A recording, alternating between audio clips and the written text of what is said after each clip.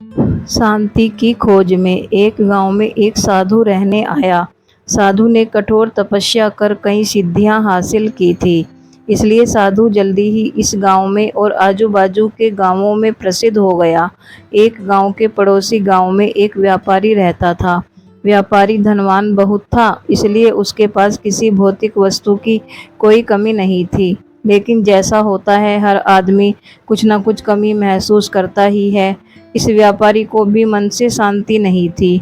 मन से शांति पाने के लिए व्यापारी कई तरह के नुस्खे आजमा चुका था, लेकिन किसी ने भी उसे सफलता नहीं मिली थी। गांव के लोगों से साधु के बारे में काफ़ी प्रशंसा सुनने के बाद व्यापारी ने तय किया कि वह इस साधु से जाकर मिलेगा और उनसे उसकी समस्या का समाधान मांगेगा। हो सकता है अपनी सिद्धियों के बल पर वह उसे मन में शांति लाने में मदद करे। अगले दिन व्यापारी साधु जहाँ रहता था उस कुटिया के पास पहुँच गया। व्यापारी ने अपने मन की सारी बात साधु को अच्छे से बताई। साधु ने उसकी बात सुनने के बाद व्यापारी से कहा कि तुम्हें कुछ दिनों तक जैसा मैं कहूँ वैसा करना पड़ेगा और यहीं रहना पड़ेगा। व्यापारी किसी भी तरह मन की शांति पाना चाहता था, इसलिए वह तैयार हो गया। अगले दिन साधु ने व्यापारी से कहा कि आज के दिन तुम बाहर बैठोगे। साधु ने व्यापारी को एक जगह बताई जहां पर उसे बैठना था। सूरज चढ़ते ही तेज धूप सेठ पर पड़ने लगी। सेठ यह देखकर हैरान था कि साधु खुद कुटिया के अंदर छाया में बैठा है और उसे धूप में बिठाकर रखा है।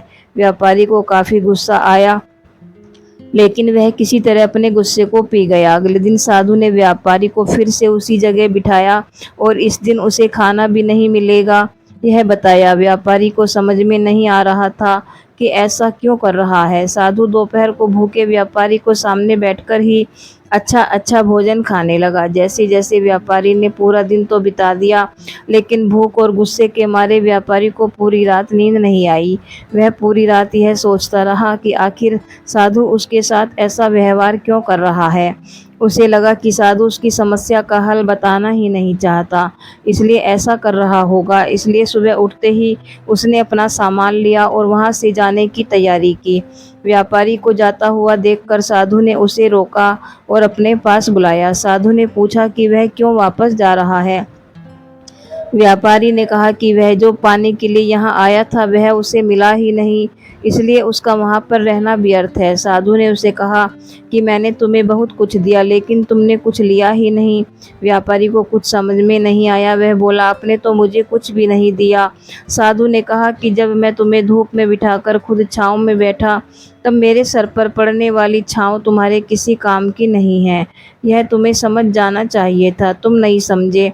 तब मैंने तुम्हें भूखा रखा और तुम्हारे सामने अच्छा भोजन खाया, तब भी तुम नहीं समझे कि मेरा खाना खाने से तुम्हारा पेट नहीं भरने वाला। यही बात को आगे बढ़ाते हुए मैं तुम्हें बताता हूँ कि मेरी सिद्धियों से तुम्हें मन की शांति नहीं मिलने वाली। जैसे तुमने अपने परिश्रम से धन, नाम, रुतबा सब कमाया है, वैसे ही तुम्हें अपने मन की शांति भी खुद ही कमानी होगी। व्यापारी साधु की बात समझ गया और उसने साधु से कहा कि मैं यहाँ किसी ताबीज या किसी वस्तु के पाने की आशा से आया था, लेकिन आपने मुझे उससे भी कीमती चीज दे दी। उसने साधु को धन्यवाद किया और खुशी खुशी अपने घर वापस लौट गया। दोस्तों, हमारे जीवन की परेशानी हम ही हल कर सकते हैं। हाँ, किसी और से हम उन्हें हल करने का रास्ता जरूर जान सकते हैं, लेकिन कोई भी व्यक्ति उन्हें हमारे लिए कभी हल नहीं कर सकता। दोस्तों, अगर आपको हमारी कहानी अच्छी लगी तो कमेंट और लाइक ज़रूर करें और चैनल को सब्सक्राइब करना ना भूलें। बहुत बहुत धन्यवाद। मिलते हैं अगली कहानी में।